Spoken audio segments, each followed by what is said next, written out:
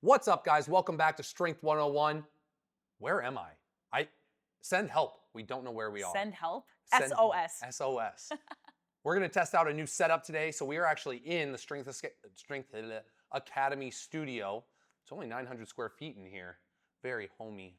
Like Jimmy Jim. But you guys should let us know in the comments whether you like this setup better, whether it looks better. We're kind of feeling it out. We're still unsure. There was a very homey vibe about being in my home for it. But yeah, today is part 2 of us going over different muscle groups and how you grow them, what the best tips are for getting growth in individual muscle groups. We did the upper body last time. If you didn't see that, go check that out first. But today we're gonna hit all lower body. So we're gonna hit glutes, we're gonna hit quads, we're gonna hit hams and calves. Matraca, you're here too. I am Who are you? here. What's up, guys? I am fantastic. I love lower body stuff, so I'm excited to talk about it.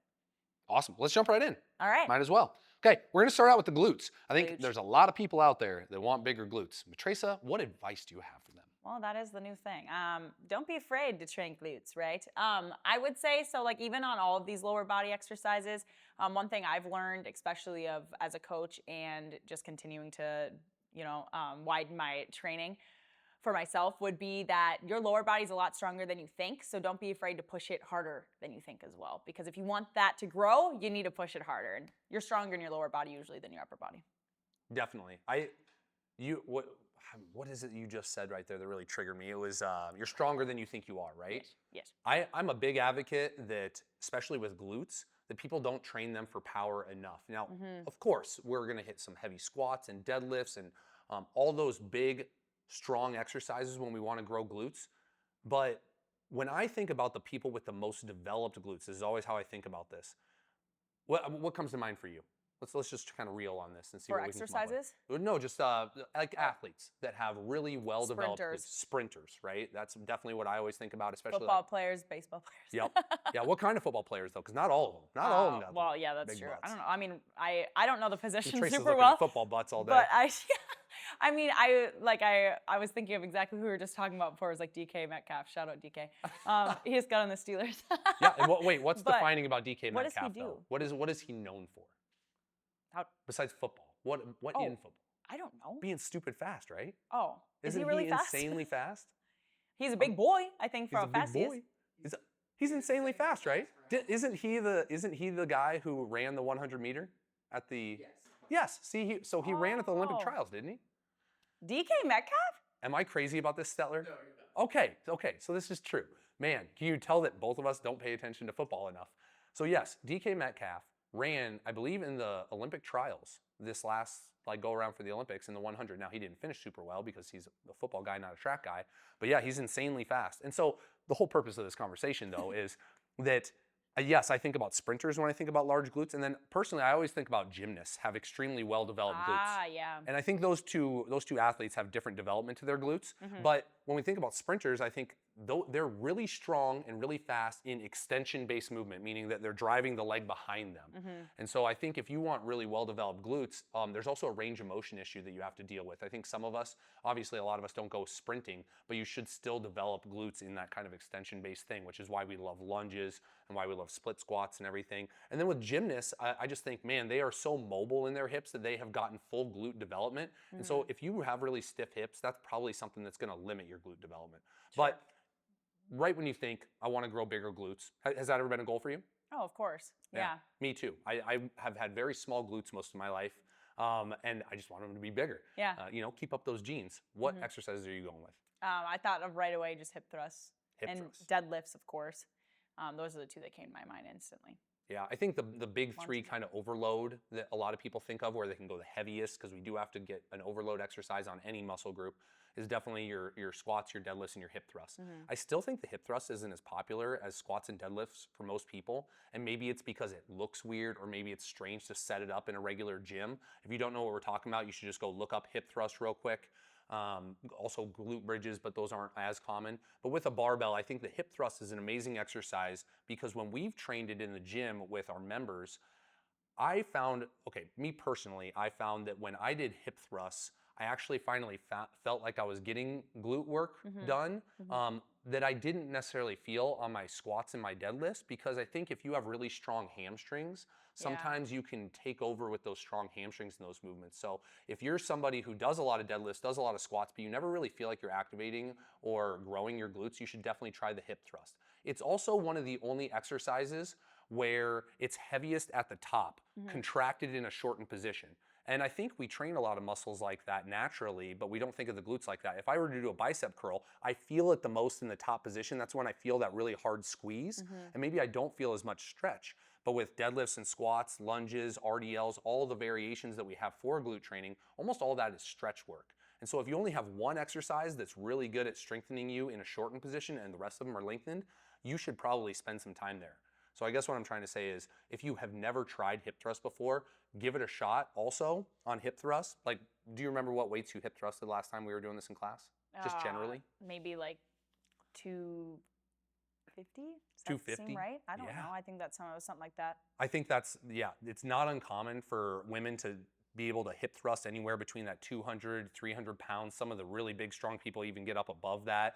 Guys, same thing. I think 300 to 400 pounds, not super uncommon if you're an experienced lifter. You can go about as heavy on a hip thrust as you can on a deadlift or a squat, and it's extremely taxing.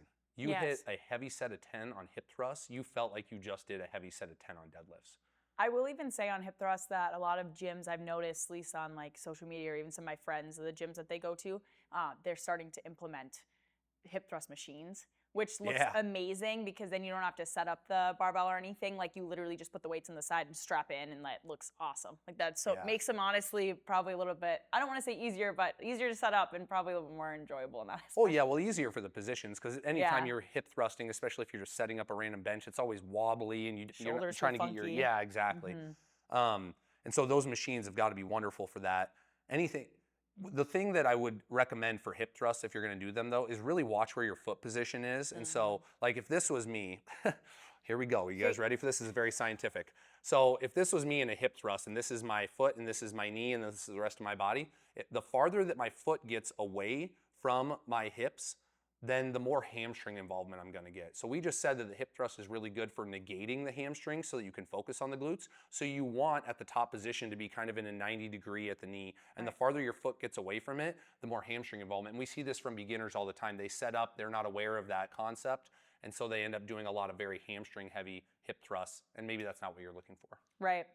Another exercise I would even recommend that we've done in class a decent amount is lunges, but not just any old lunge, like trying to drive your knee over the toe. That's been a huge game changer for me, I'd say, with trying to activate my glutes, because I'm always very sore the next day.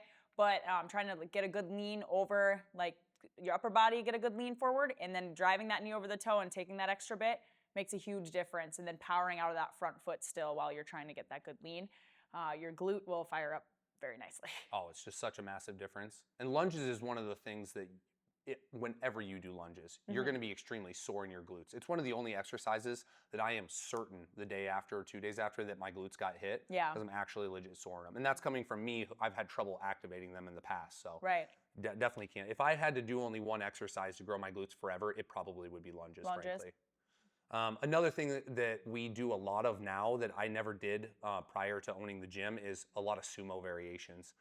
It is just such a huge difference in the glute activation that I personally feel if I do a sumo deadlift, whether that's with a barbell or with kettlebells or dumbbells or anything, versus if I do the conventional. And it doesn't mean the conventional is bad for it, but just getting out into that widened position and recruiting some of those smaller glute muscles, I think that's going to be best for, especially if you're somebody who's doing glute work for an aesthetic appearance and you want that fully developed, you want the upper shelf and you want the bottom of the glute. A conventional deadlift is going to train more of the bottom of the glute max, and some of those sumo variations are going to hit those smaller glute med and glute min muscles a little more and really give you that pop on the top of the hip. Yeah, I would say even too, like if you're a beginner listening to us, something like the sumo deadlift would be great. If you don't want to take up much space in the gym and you're a little nervous, like grab a kettlebell or a dumbbell, like then you can just go. You don't have to set up a whole barbell for it, which would be a great variation of that too.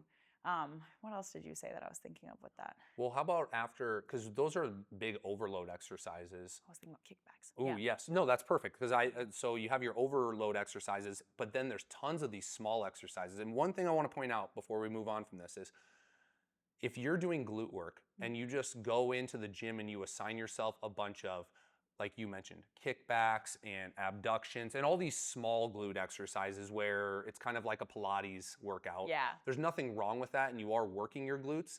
I just think that stuff should come after your overload work. So if you were planning a glute day in the gym, get a heavy lift, a hip thrust, a deadlift, a squat at the beginning of your workout to pre-fatigue and activate the full muscle, then dose that small stuff on the other side. But what accessories. exercises do you like for that? I thought of right away like kickbacks, like especially if you have like a cable machine and you can put it on your ankle and then you can do kickbacks. If you do it right, like I remember the first time I saw it on Instagram and I was like, oh, I'm gonna try it out at the gym. I was not kicking it right. My back was arched and I was like, Yeah. I don't want to feel this in my glute. My hamstring's killing me and this is annoying.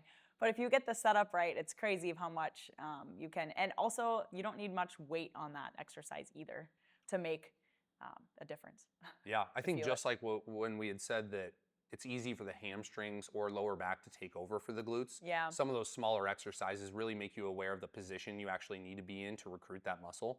Just like you had said, if I am doing a kickback, we're going to test out this setup, see if you can see this. But if I was doing that kickback and I'm arched through my back, I'm not going to feel it in my glute. I'm just going to be squeezing my lower back. But if I go ahead and get that rib cage down like we teach and get those hips tucked under a little bit more, all of a sudden you feel that glute fire up. Even step downs I like too, or like if you're, as you come back, rather than having your foot directly under you, if you kind of bring it back a little bit farther and nice and controlled, and like kind of breaking at the hips when you come back, that's a huge one too. Yeah. Quick contact and up, that burns up. We did that in a program not too long ago, and that was crazy of how big of a difference it was, especially if you make the box or step up, whatever you're using, a little bit higher. Yeah. And that goes back to what you had said about if you lean forward on a lunge. So general rule of thumb, we teach this when we do lunges, we teach this when we do step ups or step downs, and we teach it especially on Bulgarian split squats, is we prefer, one, it's easier to learn at first, I think, but two, we prefer, because we are trying to get people to develop their glutes, a lean forward. And so if you're more straight up and down on a Bulgarian split squat or a lunge, you're going to be a little bit more quad and hip flexor dominant. But if you lean forward and you especially try to treat it like a single leg movement, a single leg squat, and you drive through that front leg and put 80% of your weight there, then you'll finally really feel your glutes on that stuff. For sure. Yeah. The other thing, just quick mention, is we recently did a program where we did glutes 3 times a week. That was extremely helpful for me. We did so many different variations, and I think as I assess that I don't naturally feel my glutes all the time, just hitting them 3 times a week and keeping them, for lack of a better term, awake was extremely helpful for me. So if you're ever struggling to grow a muscle group, try hitting it with more frequency. And just imagine that it's dormant. It's Snow White, and you got to kiss it and wake it up. That's weird. It's weird when we're talking about butts. Kiss your butt, wake it up. But yeah. Good thing I've never seen. Did we beat this enough? Yeah, I think that would beat a dead horse. That was okay. Good. Well, how about you talk about hamstrings? Or hamstrings next. Yeah. Okay. We'll just go right down. Go right down the line. Hamstrings. So I would say, even if let's go back to like the whole athlete thing. Another piece where you see a lot of people with pretty strong hamstrings. I would put it as, granted, I have more of a track background, so do you, but it would be like still sprinters and even like jumpers have a lot stronger of hamstrings. Hamstring work, I think, is super awesome. I mean, it's going to fall down the same thing, a lot of glutes, right? Because it's all that posterior chain. But deadlifts have been a really awesome one, I'd say, for that. That's where I've probably seen the most of my growth in hamstrings. How do you make a deadlift more hamstring dominant? Well, less bend in your knees. Yeah. Put it as. So, I mean, you don't want to be completely stiff, but definitely less bend versus a conventional where you're bending very good compared to like more of an RDL. Yeah.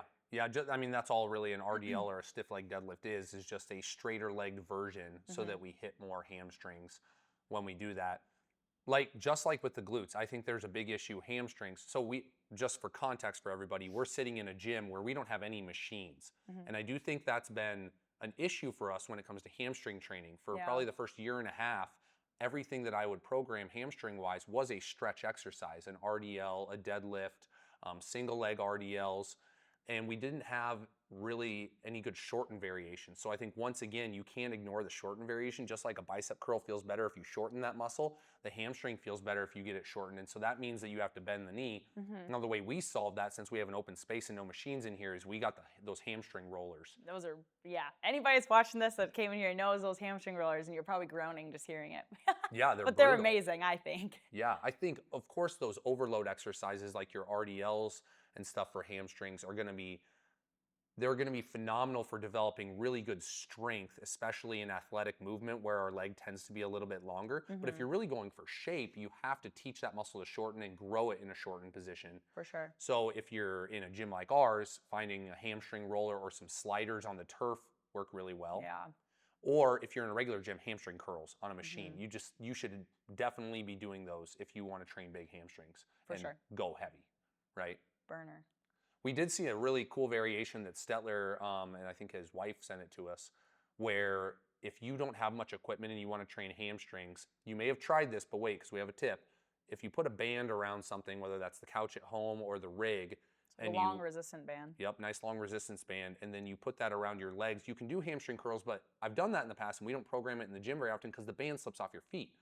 So what they did was they put that band through one of those glute bands. Yeah, glute band. Yeah. Which we didn't even talk about with booty glutes. bands. Booty bands. And then looped that band around your feet and it stays there. So it's just something that you guys can definitely try. Yeah.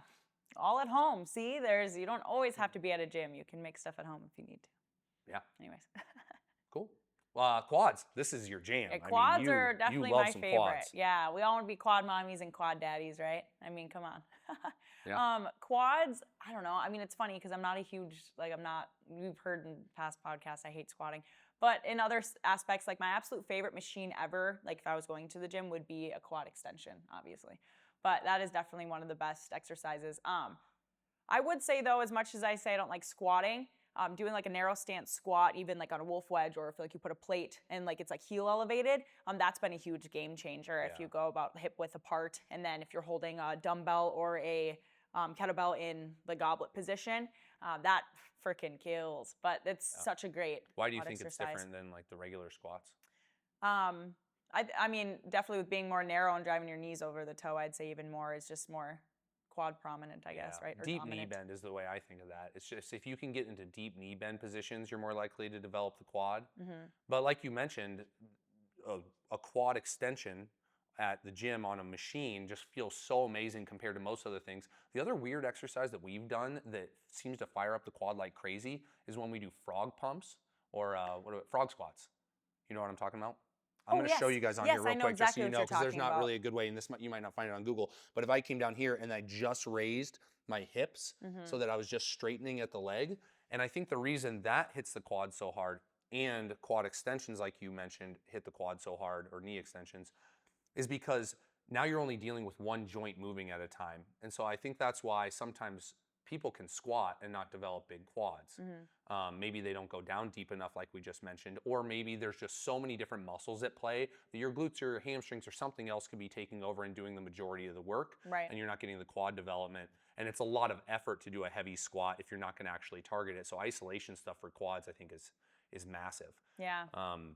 When you're in something like that knee extension machine, you ever play with like where your feet are? Not on a quad extension, on a leg press, I guess, but not on that. Oh, okay, yeah. Same thing there. Like if you play with where your foot is, you're going to be able to target, since there are 4 different muscles on the quads, you can target the center of the quad a little bit more. You can target the outside of the quad, and you can target that teardrop, which is I think what most people really want from their quads is that teardrop muscle. Yeah. You can target that really easily on those knee extensions. I never ever thought about that. That's one of the reasons I think you really love the deep goblet squats too, is when you do a narrow stance squat, especially if you can actually get full range of motion and keep good positions on it, which is why we use the heel elevation. And you get into deep knee bend with a narrow stance, that's gonna effectively target that teardrop muscle on the inside of the leg and get really good development there. Of course, things like lunges and everything are also going to develop your quads, and that I was going to say lunges and like even those Bulgarian split squats still like that. So what we were talking about earlier of trying to like lean forward more, I guess more on a lunge you'd want to be more upright and then be at 90 degrees with your legs versus leaning that knee over the toe. That's going to be more quad dominant. Yeah. Just like with the glutes that we talked about, I think you need to start with an overload exercise. Yeah. And even if you do something that you're trying to make it quad dominant, a squat, a lunge, and you're trying to be quad dominant with it, there's still so many joints at play and so many big muscles at play that you want to think, okay, yes, I'm overloading my quads there, but maybe I'm not really targeting them effectively. For sure. I still have to do it to actually get the strength there, but then I should definitely do some of those isolation movements that we just talked about, knee extensions especially. and maybe even some frog squats if you Step feel like ups. being the weirdo at the gym. Yeah. Some step weirdo. ups. Yeah, that was another thing we really liked for quads was when we did the step ups, but it was 1 foot and it was only holding one weight. Yes. For some reason, that hit my quads way better than double kettlebell step ups. Yes, I remember that exact program. Yes. Yeah, I just feel like when it was a single, you could. Oh, go ahead. What's up? No, I just thought of Spanish squats. That was another one Oh, that yeah. I totally forgot about.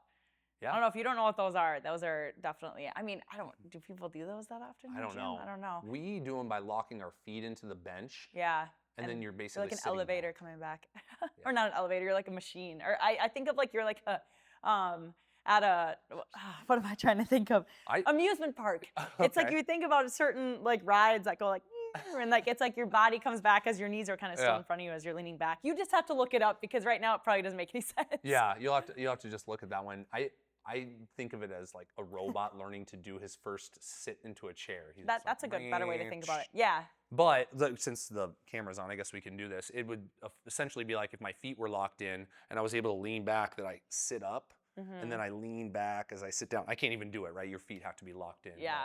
But I think the reason that works as well is because we're taking one of the joints out of the equation, so now we can more effectively isolate. Yeah, that one's definitely life-changing.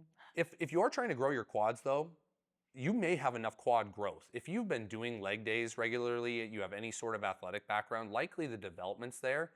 But especially for women, you just keep more body fat on your quads, even at lower body fats. Like some people we see this from a certain individual in the gym, she gets abs before she gets a lot of really good quad definition. Yeah. So as far as body fat loss, sometimes you actually have the muscle you want and you just can't quite see the quad definition because there's too much fat on there. For sure. All you can do is diet and hope that your body reacts. Yeah, calories and protein. Anyways. Calves. We're doing calf work right now. We are doing calf work right now. Check out your calves because one might be smaller than the other. I'm just kidding. But super common. No, actually serious. That's something I learned as us working on more calf-focused exercises.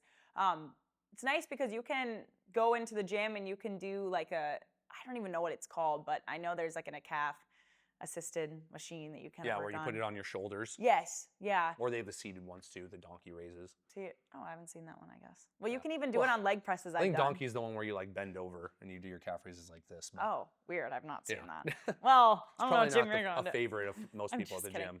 But I've even seen people do it on like leg presses. I've done it before where like I'm in between my sets on a leg press and then I just set it up to work my calves. Anyways, the moral of it is definitely calf work is important. And I would honestly say that that's something that gets overlooked more than anything on your lower body. Just from a general body function, we find that most people, if you've had any sort of athletic history, you've probably sprained an ankle at some point, and most people don't rehabilitate that properly. So then your foot/ankle strength became compromised at some point, and it could be affecting you and you don't even know it. You want to introduce them to your buddy there? This is Griswold. Griswold the dog. Griswold, his first feature. He's our gym mascot, podcast mascot. Excellent calves on that guy. Yeah. So when you're trying to get back that function, I'll first start with that. Like if you legitimately have a hard time doing calf raises because whether you just have been sedentary for a long time or you've had injuries, I have a problem with it on my right side right now where my right calf is way weaker and it really causes me issues with my lifting.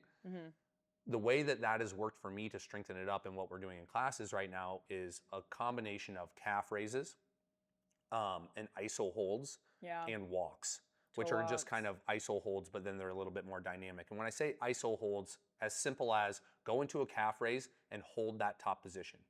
And watch, the next time you're watching a sporting event, or even just imagine in your head like a sick clip of somebody making a cut on a football field or on the soccer field, usually their foot is not fully in the ground. Sometimes it is, but if somebody's really sprinting and cutting, they actually have a stiff ankle and they're pushing through the ball of their foot when they're really being reactive and athletic. And so even just the ability to handle multiple body weights of force into an ankle that can stay stiff or it can go heel to ground and has all that capability is the reason that people are athletic. And if you lose that, you just don't feel as light on your feet. Yeah. Oh, that's a good way to put it. And so iso holds both in a straight leg and a bent knee position. I think this would be a good time to talk a little bit about calf anatomy. So when you look at your calves, you really are dealing with two muscle groups. You're dealing with like your soleus and then your gastrocnemius. And your gastroc is kind of the one that everybody thinks of as like the really showy muscles there. So that's the ones that are like the balls on the back. And you have your inside gastroc and your outside gastroc. Those are best trained in a straight knee position. And so if you are going to do calf raises, try to lock your knee out and do that if you want to develop those muscles. If you want to do your soleus, which is a little bit more responsible for athletic movement and is the more powerful of the two muscles, then you're going to want to be in bent knee. And you could have weakness in one and not the other. If one gets injured, the other one's going to take over. I have like a crazy development of my lateral gastroc and my medial one's all shut down, and that's probably part of my problem. So, pay attention to the fact that there are multiple muscles back there. For sure. Even adding on with that, like I think even like how we work on tibialis movements to try to strengthen that up. So AKA you hear all the time like, oh, my shin, or I have shin splints, or whatever you probably hear. That's definitely something that I'd say when I was a runner more, back in my day, that was something I had shin splints all the time, and I was never talked to about strengthening your shins. That is weird, huh? Well, the shin splints are such an issue in track. But we don't really do much to target. They say ice it. It'll get better. Yeah. Wear different shoes.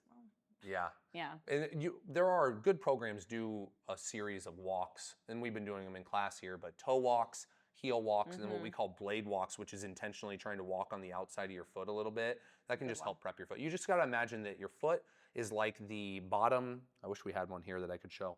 It's like the bottom of one of those stools at a bar that has a swivel bottom. And so it needs to be able to adapt. That's what your ankle should be able to do, is adapt to any different position no matter where your leg's at and get you to stability on the ground.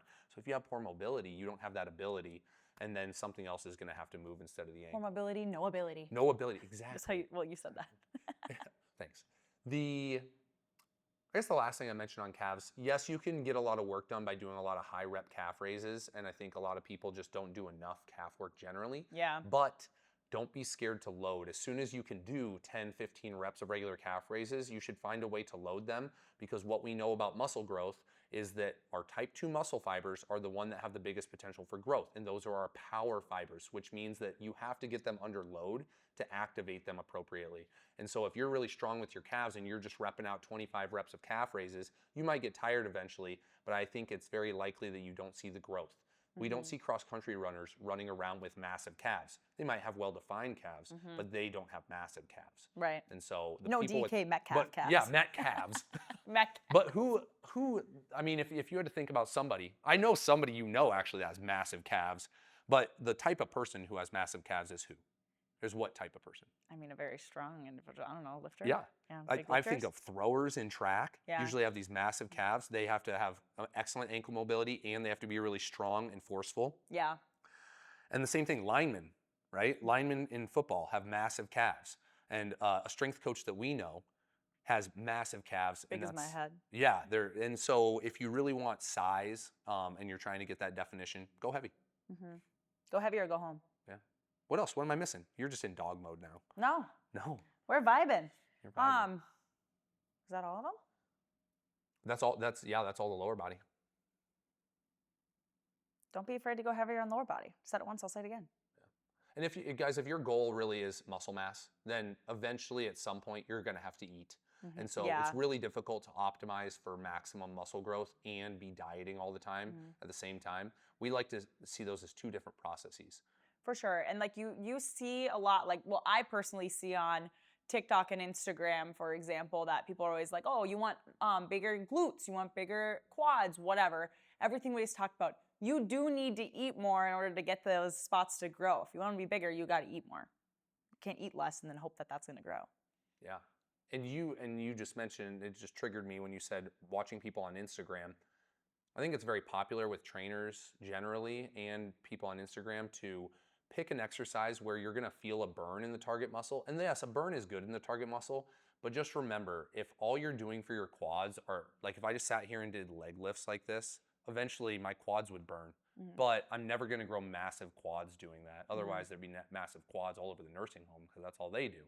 But you really have to get some heavy weights on. So there are definitely people out there who have massive glutes, quads, hamstrings, and calves that never necessarily get a targeted burn in those muscles, but because they lift so heavy, they have grown. For sure. And even people, I heard this from a podcast, shout out Deanna if you're listening, but she talked about in her podcast where you will see individuals like this that you're talking about that will show these little exercises, even like Pilates. No hate on Pilates. Pilates is a great workout. But if you're looking for growth in your lower body, especially of what we're talking about, Pilates isn't going to give you that. So it's a lot of these people you see that's like, well, they look like that and they do Pilates. Well, sure, but they've had a lot of background with lifting already in the past that they haven't maybe showed you. But ironically, now they're doing Pilates and now they're just working on little muscle groups. So the Pilates did not give them those huge muscles that you were seeing. 100%. And genetic potential has a massive play into this. And this, especially with glutes, we probably should have talked about that during the glute thing. There is an amazing book out there by Brett Contreras called the Glute, I can't remember what the book is, Glute Lab or something like that. Yeah. Because he runs a company called Glute Lab, and he's probably the utmost researcher on glutes and how to grow them.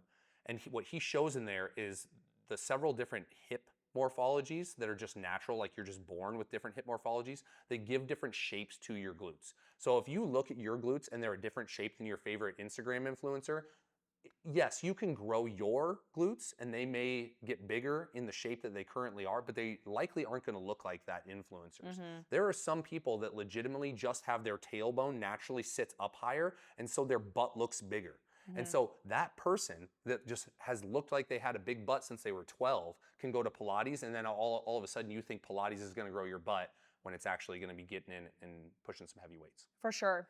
Even something of that too is like I'm someone that has like hip dips. So like you look at the front of me and I just look like a brick shit house, as we've talked about now. But like there's no roundness to the sides of my hips, right? So like I'm never gonna be able to grow glutes to where you can see them from the front of me like some influencers you might see. So you always have to remember that like your body is gonna be way different than everyone else's. Like whatever your dream body is of glutes, for example, is not gonna look like anyone else's. And that's okay. Like you're gonna look how you're supposed to look. Yeah. If you give yourself enough time, you're probably going to be pretty excited about how you look. Just be better than you were yesterday. Don't worry about what other people are doing because Instagram's got a bunch of filters and Photoshop anyways. Yeah, and half of them get the work done anyways. They're not actually doing the work. They're getting the work. And I don't know if this has happened to you, and we'll cut this off soon, but have you ever met somebody from Instagram that's like a body person in person, and then you're like, oh, you don't actually look like that? No, I haven't. But I've seen people on Instagram say that. You know, like they will literally say, and it is like shocking. You don't want to meet your idols. Yeah, yeah. Well, especially because I said it like 6'4", and so everybody on the internet looks taller than they are, and so sometimes you meet people and you're like, oh, you're actually just a much smaller human than I thought you were. Yes. Or somebody who maybe is a booty model. I remember this happened to me when I went to the Olympia one time. This girl who was like known for her glutes, and I had followed her for a while.